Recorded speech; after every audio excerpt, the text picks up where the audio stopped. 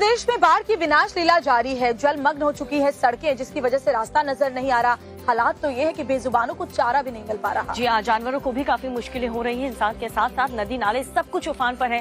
खेत खलिहान पूरी तरह से डूब चुके हैं और ऐसे में आने वाले दिनों में भी यूं ही बारिश अगर होती रही तो इंसान के लिए बहुत बड़ी मुसीबत खड़ी हो जाएगी।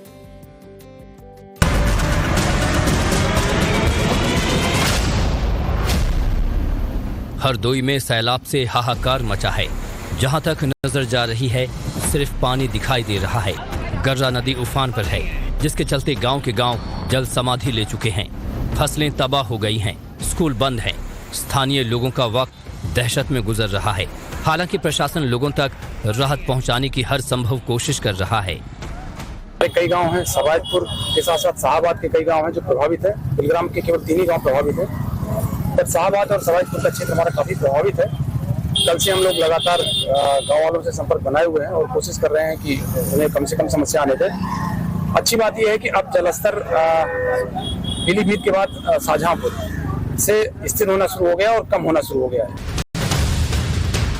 यूपी का सिद्धार्थनगर भी सैलाब की मार झेल रहा है। ड्रोन से ली गई इन तस्वीरों को देखिए। हर तरफ जल प्रलय जैसे हालात दिखाई दे रहे हैं। देखिए कैसे सड़कें पानी में खो गई हैं।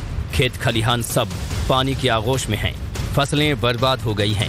हालात ऐसे हैं कि पानी भरा होने की वजह से लोग शमशान घाट नहीं पहुंच पा रहे हैं और सड़क पर ही लोगों को अंतिम संस्कार करना पड़ रहा है।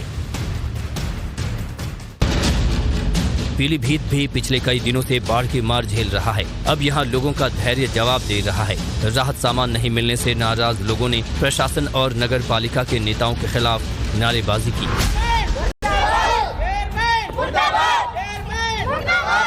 देखिए किस तरह कमर तक पानी में बच्चों के साथ लोग नारेबाजी कर रहे हैं।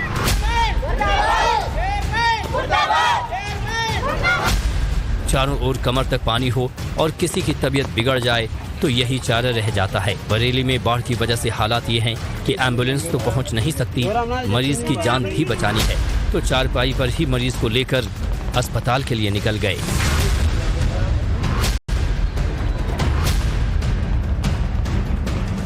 यूपी के बलरामपुर में भी बाढ़ की वजह से हालात विकट हैं।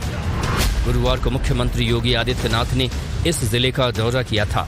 राप्ती नदी में आई उफान से यहाँ के 60 से ज्यादा गांव में 3 से 4 फीट पानी बह रहा है। बलरामपुर के कई ऐसी सड़कें हैं जो जिसके ऊपर पानी बह रहा है, यानी कि सड़कों से गांवों का संपर्क मार्ग कई जगह कट गया। आपको दिखाएं किस तरह ये सड़क जो है यहाँ पे पानी जो है वो भी बह रहा है। तो जाहिर सी बात है जो गांव है उनका संपर्क जिला मुख्यालय से कट गया है। ऐसे बहुत सारे गांव हैं जहां जो लोग अब घरों से बाहर निकलकर उनको जिले तक जाना होता है तो फिर उनके लिए दिक्कतें हो रही हैं, समस्याएं हो रही हैं।